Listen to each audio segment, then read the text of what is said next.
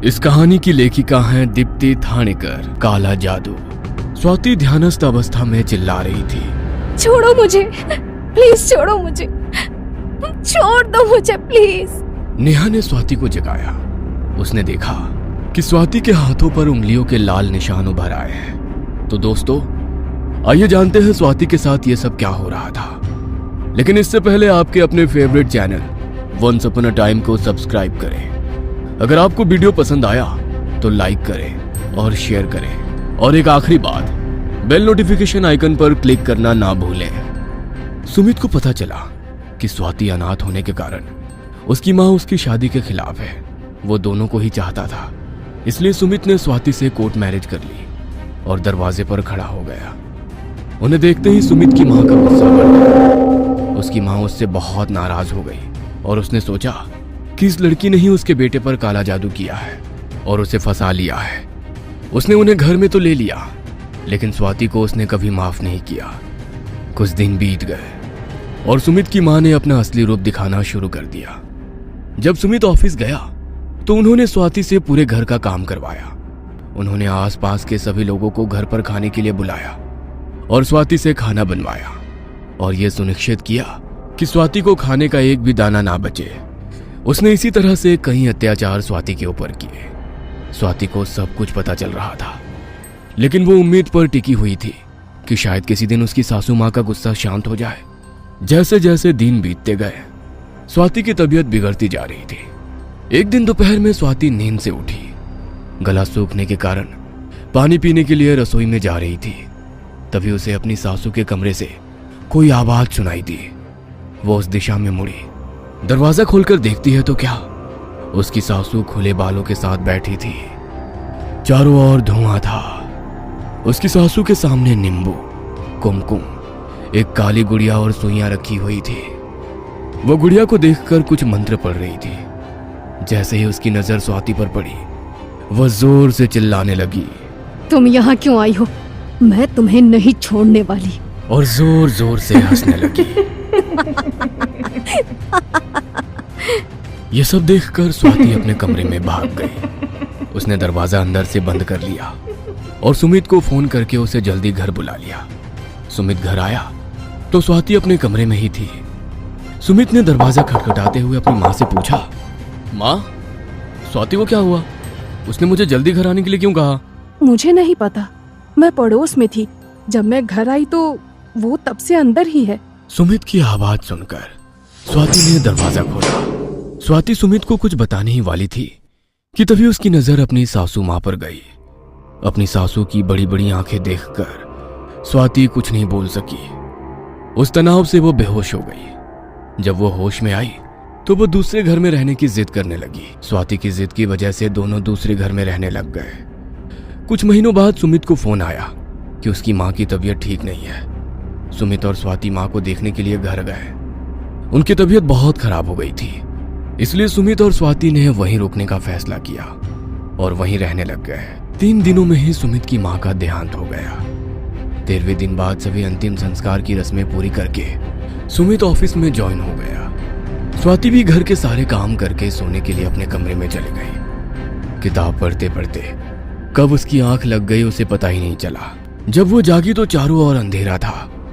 उसे लगा कि लाइट चली गई है, इसलिए उसने मोबाइल का टॉर्च ऑन करके मोमबत्ती ढूंढने के लिए रसोई में जाकर देखा तो उसे अपनी सासू के कमरे से आवाजें आने लगी। ये क्या आवाज है, ये देखने के लिए वो वहां गई। कमरे का दरवाजा खोला तो उसकी सास खुले बालों के साथ कोई मंत्र जाप कर रही थी।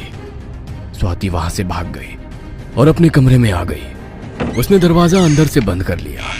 सामने की खिड़की से उसे अपनी सासू दिखाई दी। खिड़की से हाथ अंदर डालकर वो बोलने लगी, तूने मेरे बेटे को मुझसे दूर कर दिया, अब मैं भी तुमसे तेरा बेटा दूर करने वाली हूँ। वह स्वाति को पकड़ने ही वाली थी कि इतने में सुमित की आवाज से स्वाति को होश आया।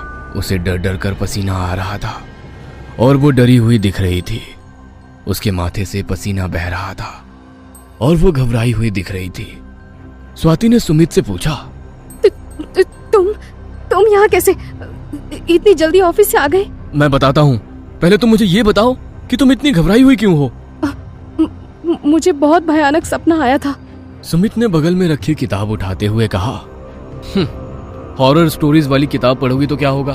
और मैडम, आपकी जानकारी के लिए बता दूं, शाम के 8 बज चुके हैं। मैं ऑफिस से आया तो हर तरफ अंधेरा था। मैंने लाइट जलाई तो देखा कि तुम गहरी नींद में सो रही थी। मुझे इतनी गहरी नींद कैसे आ गई? आएगी ही, कारण ही कुछ ऐसा है। आज मुझे हमारे फैमिली डॉक्टर का फोन आया था। उन्होंने बताया कि तुम्हारी प्रेगनेंसी रिपोर्ट पॉजिटिव है। दोनों को बहुत खुशी हुई। अगले दिन स्वाति दोपहर में सो रही थी और उसे वही सपना फिर आया। वो उसी कमरे में थी। वह हाथ उसके गर्दन तक पहुंचने ही वाला था कि दरवाजे की घंटी बजी और वो जाग गई। अब स्वाति और भी ज्यादा डर गई थी। उसने दरवाजा खोला तो वहां कुरियर वाला था। कुरियर लेकर उसने दरवाजा बंद कर दिया। स्वाति ने फैसला किया कि अब वो दोपहर में नहीं सोएगी और उस समय वो गार्डन में काम करने लगी। एक दिन सुमित की दोस्त नेहा उसके घर उससे मिलने आई। ये जानकर कि वो योग और ध्यान सिखाती है, सुमित ने स्वाति को नेहा से योग और ध्यान सीखने के लिए जाने को कहा। सुमित के कहने पर स्वाति नेहा के पास जाने के लिए तैयार हो गई। एक दिन जब स्वाति नेहा के साथ ध्यान कर रही थी, उसे तंद्री लग गई। उसे फिर वही सपना आया। इस बार उस हाथ ने स्वाति का हाथ पकड़ लिया था। स्वाति ध्यानस्थ अवस्था में चिल्ला रही थी, छोड़ो मुझे, प्लीज छोड़ो मुझे, छोड़ दो मुझे प्लीज। नेहा ने स्वाति को जगाया। उसने देखा कि स्वाति के हाथों पर उंगलियों के लाल निशान उभर आए हैं। नेहा के पूछने पर स्वाति ने उसे सब कुछ बता दिया। नेहा ने सुमित को फोन करके बुलाया और स्वाति को उससे सब कुछ बताने के लिए कहा। सुमित ने फैसला किया कि अब वे उस घर में नहीं रहेंगे, लेकिन उन्हें उस घर से अपना सामान लाना था। सुमित, स्वाति और नेहा तीनों सामान लाने के लिए आखिरी बार उस घर में गए। नेहा घर के बाहर गाड़ी में बैठी थी। सुमित और स्वाति घर में आए और अपना सामान इकट्ठा करने लगे। सुमित ने अपनी मां की फोटो को आखिरी बार नमस्कार किया। बैग भरकर दोनों घर से बाहर निकलने ही वाले थे कि स्वाति को याद आया कि उसकी पर्स उसके कमरे में ही रह गई है।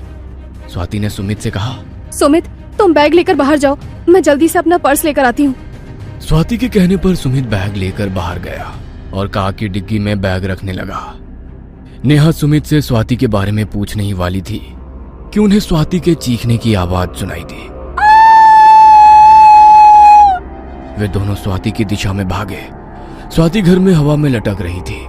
अचानक एक अदृश्य शक्ति ने स्वाति को एक कमरे में खींच लिया। सुमित और नेहा स्वाति की दिशा में भागे, लेकिन घर के दरवाजे और खिड़कियां अपने आप ही बंद हो गई और अचानक से घर के सभी दरवाजे और खिड़कियां अदृश्य हो गए, जैसे कि उस घर में कभी दरवाजे और खिड़कियां थी ही नहीं। इस सब घटनाक्रम में एक सवाल तो रहता ही है, स्वाति को क्या हुआ?